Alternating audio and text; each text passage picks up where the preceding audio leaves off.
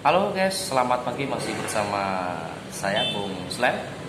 Uh, untuk hari ini saya ingin memberikan sebuah pendapat yang mungkin hal-hal seperti ini sering kita dapati sehari-hari. Tapi mohon maaf, pendapat saya tidak harus sama dengan pendapat Anda, atau mungkin cara penilaian saya tidak harus sama dengan pendapat Anda.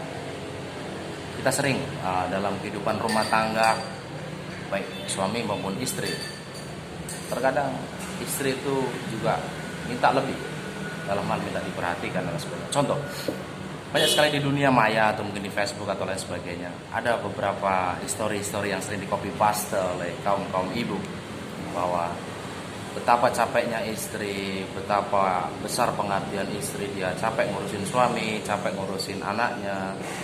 Andaikan ini dibayar seperti pembantu, itu mungkin gajinya bisa berjuta-juta atau mungkin cukup besar.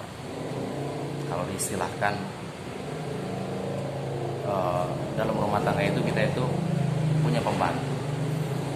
Ini saya sependapat dengan pendapat mereka, tetapi sadar enggak bahwa pengabdian seorang istri kepada suami atas dasar cinta kepada Tuhan, maka di sini ridhonya suami itu kita dapatkan. Sehingga kalau saya mengutip dari pendapat ulama, surga balasannya. Cobalah untuk berpikir bahwa apapun yang dilakukan oleh istri itu semata-mata untuk mengharapkan ridhonya suami dan kecintaan daripada Tuhan Yang Maha Esa. Jadi tidak layak kalau seorang istri itu sering berbicara yang kadang mungkin mengikuti tren kekinian saja, atau mungkin dia merasa tidak diperhatikan sama suaminya. Sebaliknya, saya juga ingin berpendapat, banyak sekali suami-suami atau mungkin kaum laki-laki termasuk mungkin saya, itu juga kalau tidak pinter-pinter sering sekali copy paste di sosial media. Banyak sekali mengatakan seperti itu. Kenapa suami tidak diperhatikan, atau mungkin pagi-pagi dia capek ingin dikuatin kopi, terus dia ngomong, dasar istri tidak tahu diuntung, saya mahal nikahin kamu, harusnya kamu taat patuh sama suami. Atau mungkin hormatilah pengorbanan suami.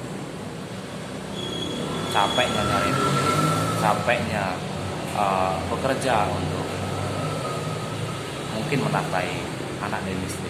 Di sini juga saya tidak sependapat dengan suami-suami yang punya prinsip-prinsip yang seperti ini. Sadar apa tidak bahwa kita itu juga minta ridhonya Tuhan dengan kita punya tanggung jawab seorang anak, dan kita punya tanggung jawab istri. Dunia ini sekarang kayak agak lucu atau gimana. Ini maaf, ini hanya pendapat saya. Anda tidak perlu sependapat dengan pendapat saya, tetapi buat saya bahwa suami dan istri membangun mahligai rumah tangga itu semata-mata punya tujuan yang lebih mulia, tidak sekedar untuk menunaikan kewajiban saja, tetapi mengharap ridhonya Tuhan. Baik sang suami juga, dia punya jalan untuk menuju ridhonya Tuhan. Kalau saya mengutip dari beberapa alim ulama yang cukup populer di Indonesia ini, bahwa kita nanti bisa mengajak anak istri kita pulang ke hadapan Tuhan dalam keadaan yang baik, atau mungkin bisa dikatakan menuju surga bersama-sama. Ataupun dengan istri, kadang istri itu juga tidak sadar bahwa capeknya dia, pegelnya dia ngurusin anak, ngurusin suami. Jangan pernah punya anggapan bahwa andaikan saya digaji seperti pembantu, mungkin barang salah. Suami juga bisa berbalik arah. Kalau sekedar bisa ngasih duit dan istri itu manut, mungkin suami punya pendapat berbeda. Kalau sekedar itu mungkin saya bisa bayar pelacur, saya kasih uang 200.000, maka dia akan nurut kepada saya. Tapi apa yang didapatkan dari pelacur itu? Tidak ada. Beda dengan Anda seorang istri. Ketika Anda melakukan ini semua untuk mengharapkan ridho suami, maka Allah akan ridho. Maka disitulah surgamu ada di ridho suami kamu. Sebaliknya dengan seorang suami pun harus begitu. Jangan selalu istri tidak tahu diuntung dan sebagainya. Sadarlah wahai suami-suamiku, bahasanya istri, bahwa anak dan istrimu adalah makmum buat kamu yang telah bersama-sama ingin bahagia dunia maupun akhirat bersama-sama suami.